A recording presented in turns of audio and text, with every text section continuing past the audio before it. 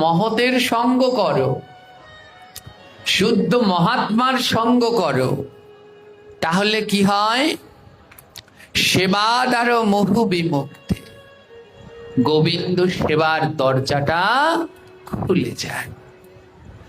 আর তমোদারম যোষিতম সঙ্গী সঙ্গমম, আর কেউ যদি তমগুণে আচ্ছন্ন হয় তাহলে তার সঙ্গ করলে ওই তমগুণের দরজা তোমার ভিতরে খুলে যাবে।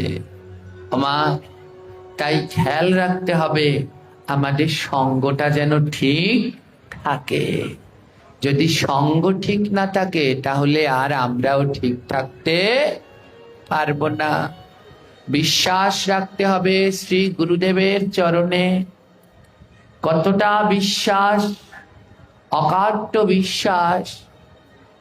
যেন শ্রী গুরুর চরণ থেকে বিশ্বাস কোনোদিন না টলে। যে যা বলুক, যে যা করুক, যেন আমার গুরু চরণের উপরে বিশ্বাস থাকে। আর গুরু চরণে যদি অকাট্য বিশ্বাস থাকে তাহলে অনায়াসে উদ্ধার হওয়া যায়।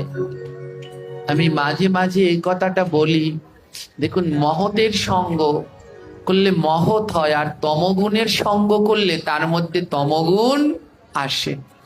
কিন্তু আমি যদি নিজে ঠিক থাকি, আমি যদি নিজে ঠিক থাকি তাহলে কেউ আমাকে টলাতে পারবে না। আমি যদি আমার জায়গায় অনড় থাকি, কারো সাধ্য নেই আমাকে টলানো। হ্যাঁ, মাঝে মাঝে একটা উপাখ্যান বলি আমি, সবাই বারবার শ্রবণ করেছেন কিন্তু তাও বারবার বলতে ইচ্ছে করে। এক রাজা আর এক রানী ছিলেন। রাজা রানী দুজনেই পরম কৃষ্ণ ভক্ত ছিল। তো ওই রাজা রানীর কাছে প্রতি বছর দামোদর মাসে এক ব্রহ্মচারী আসতেন। খুব ধ্যান দেবে, এক ব্রহ্মচারী প্রতি বছর আসতেন এবং ওই রাজা রানীর কাছে এসে 1 মাস থাকতেন। অনেকে আছে দামোদর মাসের নিয়ম আছে, এক জায়গায় বাস করতে হয়, বিভিন্ন জায়গায় যেতে নাই। এই চাতুর্মাসে অনেক সাধুরা, যারা ভজনানন্দী সাধু, এই 4 মাস তারা গৃহ থেকে বের হয় না, এক জায়গায় বসে ভজন করে। আর 4 মাস না পারলে অন্তত দামোদর মাসের 1 মাস বিরক্তদেরকে তাদের একনিষ্ঠভাবে ভজন করতে হয়। তো এক ব্রহ্মচারী প্রতি বছর এক রাজার বাড়িতে এসে দামোদর মাস পালন করত, নিষ্ঠার সাথে পালন করত, মাটিতে শয়ন করত, এক সিদ্ধ আহার করত, প্রতিদিন লক্ষ মালা জপ করতেন, মঙ্গল আরতি সবকিছু, একেবারে নৈষ্ঠিক ব্রহ্মচারী। কোন ধরনের তার ব্রহ্মচারীর ভিতরে একটু মাত্র খাদ নেই। তো রাজা রানীর খুব পছন্দ হলো। রাজা রানী মনে মনে ভাবলেন, এমন ব্রহ্মচারী কি আর পাবো, এর কাছ থেকে দীক্ষাটা নিয়ে নেই। রাজা রানী ওই ব্রহ্মচারীর কাছ থেকে দীক্ষা নিয়ে নিলেন। ব্রহ্মচারী এখন রাজা রানীর কি হয়ে গেল? জোরে বলুন, জোরে। আর গুরুর কোন সময় দোষ দেখা যায়? এতদিন কালকেও দেখতে পারতো, কিন্তু আজ দীক্ষা নিয়েছে, আজকে থেকে আর গুরুর কোনো দোষ দেখতে পারবে না। গুরু বন্দনার ভিতরে লিখেছেন, গুরুর অভিক্রিয়া যদি দেখো কখনো, তথাপি অবজ্ঞা নাহি করো কদাচন। বিক্রিয়া মানে দোষ। বলে দীক্ষা নেয়ার আগে যা খুশি ভাবতে পারো, দীক্ষা নেয়ার পরে যেন কিছু ভেবো না, তাহলে মহা সর্বনাশ। তাই গুরুর বিক্রিয়া যদি দেখো কখনো, তথাপি অবজ্ঞা নাহি করো কদাচন। রাজা রানী গুরুকে ভগবান রূপ সম্মান করতেন। ওমা, গুরু কোনো সাধারণ কেউ নয়, গুরুকে জীবের ও নিস্তার লাগি নন্দ সুত হরি, ভুবনে প্রকাশ হন গুরু রূপ হরি। জীবকে নিস্তার করবার জন্য স্বয়ং ভগবান শ্রীকৃষ্ণ তিনি গুরু রূপে ভুবনে প্রকাশ হয়েছেন। ওমা, সমুদ্র দেখেছেন আপনারা কেউ? সমুদ্র দেখেছেন না? জোরে বলেন, দেখেছেন তো? যে চোখে দেখেছেন বা টিভিতে মোবাইলে তো দেখেছেন। নদী দেখেছেন, খাল দেখেছেন, দিঘি দেখেছেন, পুকুর দেখেছেন, ডোবা দেখেছেন। সব থেকে জল বেশি থাকে কোন জায়গায়? এই সাগরে এত জল, কিন্তু খাওয়া যায়। এত জল, কিন্তু তাও সাগরের জল কেউ খেতে, ওই খালে ডোবায় পুকুরে অত জল নাই, কিন্তু তাও খাওয়া যায়। হ্যাঁ, আমার গোবিন্দ হলেন ওই সাগর। বলে অত বড় সাগরকে কেউ একা নিতে পারবে না। ওই সাগরের জল সূর্যে বাষ্প হয়ে মেঘ হয়। কি হয়? জল টেনে নেয় সূর্য, বাষ্প করে মেঘ হয়। আর মেঘ হয়ে যখন বৃষ্টি হয়, বৃষ্টির জল সবাই খেতে পারে না? পারে না? জোরে বলুন। বৃষ্টির জলের মধ্যে কিছু আছে? কোনো কিচ্ছু নেই। বলে আমার গোবিন্দ হলেন সাগর, আর রাধারানী সেই সাগরের জলকে বাষ্প করে মেঘ করেন। আর সেই মেঘ হয়ে বৃষ্টি যখন পড়ে, বৃষ্টি কি কারো ধনী গরিব ভক্ত অভক্ত দেখে পড়ে? পড়ে না। সেই বৃষ্টি হয়ে ওই গোবিন্দ হলেন সাগর, রাধারানী বাষ্প করে মেঘ করে তাকে বৃষ্টি রূপে ঝরান। আর সেই বৃষ্টি রূপে ঝরে আমাদের সামনে যা পড়ে, সেই হলো পরম দয়াল শ্রী গুরুদেব।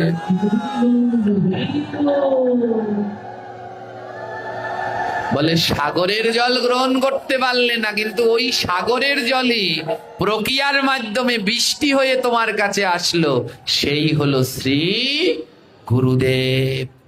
তাই বলল, গুরুকে মানুষ্য কেন না করো কখনো, গুরু নিন্দা কভু কর্ণে না করো শ্রবণ। যথা হয় গুরু নিন্দা তথা না যাইবে, গুরু নিন্দুকের মুখ কভু না ফেরিবে। হ্যাঁ, জয় নিতাই। রাজা রানী ওই ব্রহ্মচারীকে গুরু রূপে মেনে নিলেন। ওমা, তাদের গুরুদেবের প্রতি ভক্তির কোনো কমতি নাই। আমি আপনাদের আগেই বলেছিলাম, ভাগবতের এই শ্লোক বললেন, মহতের সঙ্গ করলে মহৎ হয়, তমগুণের সঙ্গ করলে তমগুণ হয়। আর এক পাশে দাঁড়িয়ে সাক্ষাৎ ভক্ত ভগবান সিদ্ধান্ত দিয়ে বললেন, তুমি যদি ঠিক থাকো তাহলে তোমায় কেউ নড়াতে পারবে না। তাই আমাকে আগে ঠিক থাকতে হবে, আমার জায়গাকে আগে শক্ত করতে হবে। জানেন তো, ওই রানীমা নিজের হাতে গুরুর সেবা করে। গুরুর সেবা কাউকে দিয়ে করানো উচিত না। ভগবান সেবা অন্যকে ডেকে করানো উচিত না। যার যার সেবা তার তার করা উচিত। রানীমা নিজের হাতে গুরুদেবের সেবা করেন, জল আনেন, বস্ত্র ধুয়ে দেন, প্রসাদ করে দেন। তো হঠাৎ রানীমা একদিন অসুস্থ হয়ে পড়েন। আর অসুস্থ হয়ে পড়ে রানীমা তার বাড়ির যে কাজের মহিলা, একটা যুবতী কাজের মহিলাকে পাঠিয়ে দিলেন, যা, আমি তো অসুস্থ, আমি তো গুরুর সেবা করতে পারবো না, তুই কর। কাজের মহিলাকে পাঠালেন, তুই গুরুর সেবা কর। কাজের মহিলাটা গুরু সেবা করতে লাগলেন। আর ওই কাজের মহিলাটাকে দেখে ওই ব্রহ্মচারী প্রেমে পড়ে গেলেন। ভজনের কয়খানা শত্রু জানেন? ভজনের কটা শত্রু? 6টা। কয়টা? কাম, ক্রোধ, লোভ, মোহ, মদ, মাৎসর্য। প্রথম শত্রুর নাম কি? একবার যে কামনার ফাঁদে পড়ে, তার আর এ জীবনে ভজন করা হয় না। ওই ব্রহ্মচারী কামনার ফাঁদে পড়ে গেলেন, ওই কাজের মেয়ের প্রেমে পড়ে গেছে। এবার ওই কাজের মেয়েটাকে একদিন ডেকে বলছে, শোনো মেয়ে, আমি তোমায় বিয়ে করতে চাই। কাজের মেয়েটা শুনেই কাঁদনা শুরু করে দিয়েছে। কি বলছেন? আপনি হলেন আমার রাজার রানীর গুরুমা, গুরুদেব, আপনি আমায় বিয়ে করবেন? আমি এ বাড়ির কাজ করি। গুরুদেব ওই কামনায় এমন ভাবে জড়িয়ে গেছেন, গুরুদেব অন্য কিছু বোঝেন না। গুরুদেব বললেন, আমি তোমাকেই চাই, আমি তোমাকেই বিয়ে করব। কাজের মেয়েটা রাজি হলেন না। গুরুদেব বলল, শোনো, তোমার কাছে দুটি পথ। যদি তুমি আমায় স্বইচ্ছায় বিয়ে করো তাহলে তুমি আমার বউ হয়ে রাজা আর রানীর গুরু মা হবে। আর যদি বিয়ে না করো, রাজা রানীর কাছে তোমার নামে মিথ্যে নালিশ দেব। আর মিথ্যে নালিশ দিলে রাজা রানী তোমায় চাকরি দিয়ে বাদ করে দেবে। কাজের মেয়েটা কি করবেন? কাজের মেয়েটা মেনে নিলেন, তাহলে বিয়ে করেই নেই, অন্তত গুরু মা তো হতে পারবো। কাজের মেয়েটাও লোভে পড়ে গেলেন।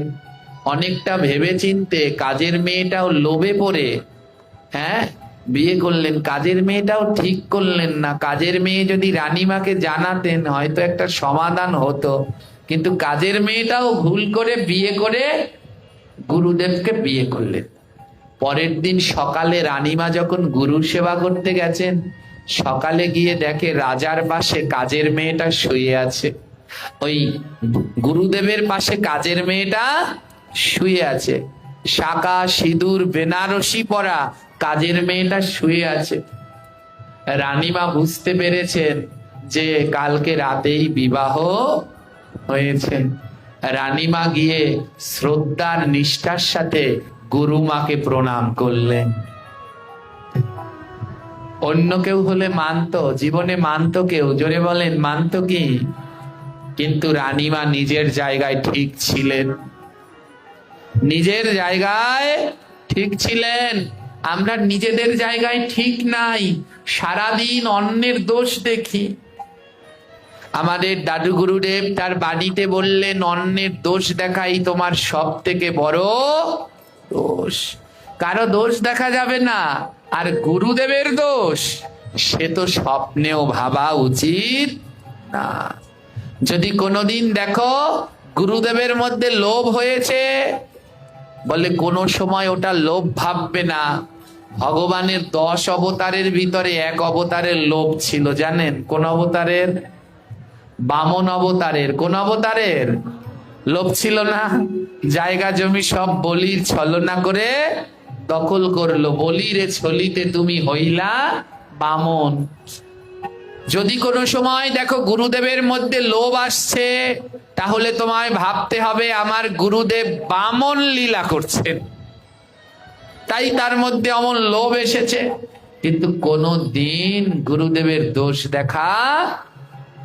যদি দেখো গুরুদেব রাগ হয়ে গেছে, ওরে বাবা গুরুর আবার এত রাগ থাকে, তখন ভাবতে হবে আমার গুরুদেব নিশ্চয়ই নৃসিংহদেবের লীলা করছেন, কারণ নৃসিংহদেবেরও তো সেই রাগ ছিল। কোনদিন ভাবা যাবে না। যদি দেখো আমার গুরুদেব ছলাকলা করছে, তাহলে ভাববে আমার গুরুদেব এখন মোহিনী রূপের অবতারের লীলা করছেন। মোহিনী রূপেও তো গোবিন্দ কত ছলাকলা করেছেন, কিন্তু গুরুর দোষ দেখা যাবে না। রাজার রানীর গুরুর দোষ দেখলেন না। আগেও যেমন ছিল এখনো তেমন আছে, কিন্তু আগে কাজের মেয়েটা বাড়ির কাজ করত, আর এখন রানীমা সে তো গুরুমা হয়ে গেছে। তাই রানীমা কি করে, ওই কাজের মেয়েটার চরণ সেবা করে, কাজের মেয়েটার পা টেপে। সবাই মিলে ছ্যাঁচা করে, আরে রাজা রানী পাগল হয়ে গেছে। তোমাদের গুরুদেব একটা মনুষ্যের জাত, তোমাদের বাড়ির কাজের মেয়েকে বিয়ে করেছে, আর সেই গুরুকে এখনো সম্মান করো, সেই গুরুকে এখনো শ্রদ্ধা করো, সেই গুরুকে এখনো ভালোবাসো। কিন্তু রাজা রানী নিজের জায়গা থেকে টলে না। হে কৃষ্ণ ভক্তগণ, আমি প্রথমেই বলেছি, যদি আপনার ভক্তি ঠিক থাকে, নিজের জায়গায় ঠিক থাকেন, কেউ আপনাকে কিচ্ছু করতে পারবে না। রাজা রানীর গুরু ভক্তি ছিল অটুট। কাজের মেয়েকে বিয়ে করেছে, তাও একবারও রাজা জিজ্ঞেস করলো না আপনি কেন এই কাজ করেছেন। কিন্তু বর্তমান সময়ে আমাদের শিষ্যদের এমন ভক্তি এমন জায়গায় গিয়ে দাঁড়িয়েছে, গুরুদেবকে আমরা প্রশ্ন করি, গুরুদেবের সাথে আমরা তর্ক করি, গুরুদেবের দোষ বিবেচনা করি না। মহা ধ্বংস নেমে আসবে, খুব সাবধান থাকতে হবে। জানেন, 1 মাস কেটে গেল। কামনা এমন এক জিনিস সবাইকে ধ্বংস করে দেয়। যার মনে আসবে সে শেষ, তার আর ভজন হয় না। হ্যাঁ, কি করলেন জানেন? 1 মাস কেটে গেল। যে দামোদর মাসে 1 মাস মাটিতে শয়ন করেন, 1 সিদ্ধ খায়, কোথাও যায় না, ওই রূপসী দেখে সে প্রেমে পড়ে তার ভজন শেষ। 1 মাস কেটে গেল, গুরুদেব বাড়িতে যাবে। প্রতি বছর গুরুদেব যখন আশ্রমে যায়, রাজা নিজের কাঁধে করে পালকিতে নিয়ে যায়। রাজা নিজে একটা পালকির কাঁধ নেয়। ওই বেয়ারাদের সাথে রাজাও নিজে পালকিতে করে গুরুদেবকে নিয়ে যায়। এত ভালোবাসে গুরুকে।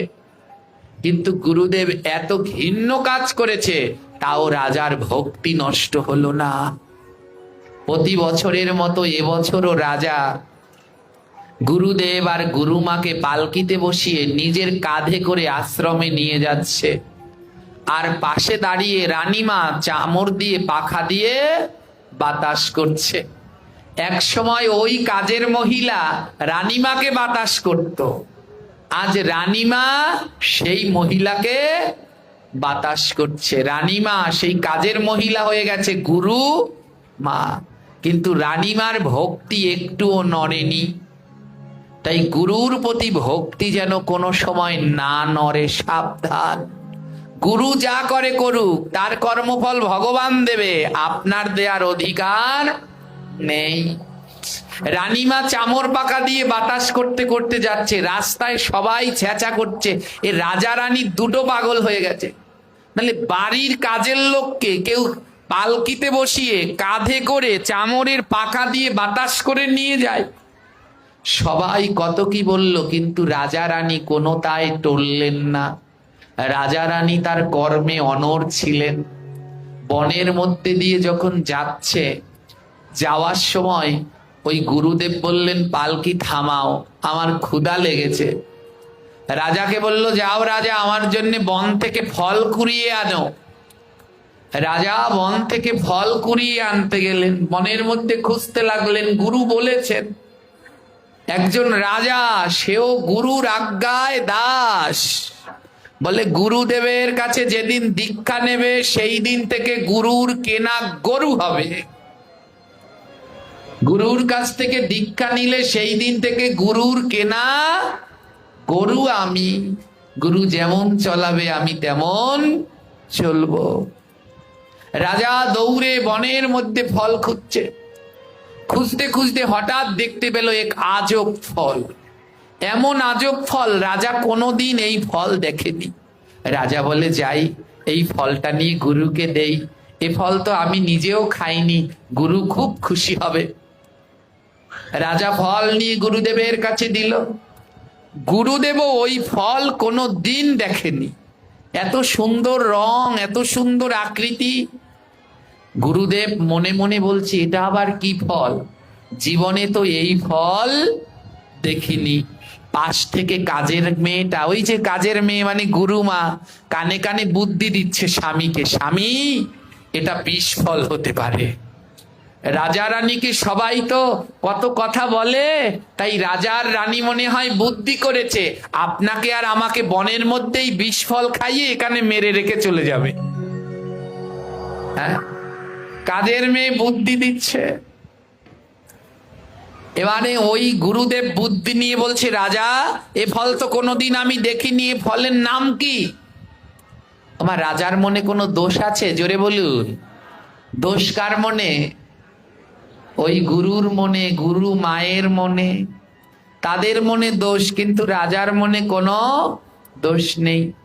রাজা বললেন, গুরুদেব, এই ফলের নাম আমি নিজেও জানি না। বনের মধ্যে ফল কুড়াতে গিয়ে এত সুন্দর দেখতে পেয়ে আমি আপনার জন্য যত্ন করে নিয়ে এসেছি। রাজা বললেন, আমি খাবো না, আগে এই ফলের নাম বলো, এই ফলের কাজ কি, এই ফল খেলে কি হয়। যেমন আমরা জানি, আমলকি খেলে ভিটামিন সি, চুলের রং কালো হবে, চুল পড়া বন্ধ হবে। আপেল খেলে দেহ গায়ের রং চকচক চকচক করবে। কলা খেলে গায়ে শক্তি হবে, খেজুর খেলে কি আর দুর্বল হবেন না? তো ওই গুরু বলল এই ফলের কাজ কি সেটাও বলতে হবে, আর এই ফলের নাম কি সেটাও বলতে হবে, নইলে আমি এই ফল খাবো না। রাজা বলে এখন আমি কি করি, এই গভীর বনে আমি কোথায় কার কাছে যাব? কিন্তু গুরু আজ্ঞা। রাজা ওই বনের মধ্যে ছুটতে লাগলেন, খুঁজছেন কাউকে, যে কারো কাছে পেলে জিজ্ঞেস করবে ফলের নাম কি, আর এটা খেলে দেহের কি উপকার হয়। যখন দৌড়াচ্ছে বনের মধ্যে, পিছন থেকে এক ঋষি বনের মধ্যে তপস্যা করছে, পিছন থেকে এক ঋষি ডাক দিয়েছে, ও রাজা, রাজা। ঋষির ডাক শুনে রাজা পিছনে ফিরে তাকিয়ে দেখে এক ঋষি, এদিকে আসো। রাজা ছুটে এসে ঋষিকে প্রণাম করলেন। ঋষি বর, দৌড়াচ্ছ কেন? এই ফলের নাম খুঁজছো? রাজা বললেন, হ্যাঁ, আপনি তো ত্রিকালদর্শী, আপনি অবশ্যই জানেন এই ফলের নাম কি, একটু বলে দিন না। ঋষি বলল, এই ফল নিয়ে তোমার গুরুর কাছে যাও, আর গুরুর কাছে গিয়ে বলবে এই ফলটাকে যেন সমান ভাগে কাটে, একটুও যেন বেসমান না হয়, এই দিকেও সমান এই দিকেও সমান, একেবারে সমান করে যেন দুই টুকরো করে। বলে তাতে কি হবে? বলে এই ফলের নাম এই ফলের মধ্যে লেখা আছে। যাও, গুরুকে গিয়ে ফল কাটতে বলো, তাহলেই গুরু জানতে পারবে এই ফলের নাম কি। ঋষির আজ্ঞায় ফলটা নিয়ে রাজা আবার গুরুর কাছে গেলেন। গুরুদেব বললেন, কি রাজা, ফলের নাম জানতে পেরেছ? রাজা খুলে বললেন, গুরুদেব, আমি বনের মধ্যে এক ত্রিকালদর্শী সাধু দেখতে পেয়েছি, সেই সাধু বলেছে এই ফলটাকে সমান ভাগে দুই ভাগ করতে, আর এই ফলের মধ্যেই নাকি লেখা আছে এই ফলের কি নাম। রাজা বললেন, যাও বটি নিয়ে আসো। বটি আনা হলো। ঠিক ওমা দুই ভাগ করে না কোনো কিছু সমান। একেবারে রাজা ফলটাকে দুই ভাগ করলেন। যখন দুই ভাগ করলেন, রাজা যখন ফলের দিকে তাকালেন, দেখে ফলের উপরে লেখা আছে ফলের নাম কর্মফল। ফলের নাম কি? ফলের নাম কর্মফল। রাজা জানতে চেয়েছিল এই ফল খেলে কি উপকার হয়। রাজা সেই ফলের মধ্যে দেখতে পাচ্ছে, রাজা সেই ফলের মধ্যে দেখতে পাচ্ছে রাজা আর রানী। ওই গুরুদেব দেখতে পাচ্ছে রাজা আর রানী একজন আরেকজনের হাত ধরে বৈকুণ্ঠে যাচ্ছে। কোথায় যাচ্ছে মায়েরা? ফলটা কয় ভাগ হলো? এক ভাগের মধ্যে দেখা যায় রাজা আর রানী দুইজনে বৈকুণ্ঠ ধামে যাচ্ছে, আরেক ভাগের দিকে তাকিয়ে দেখে গুরুদেব আর ওই কাজের মেয়ে দুইজনে নরকের দিকে যাচ্ছে।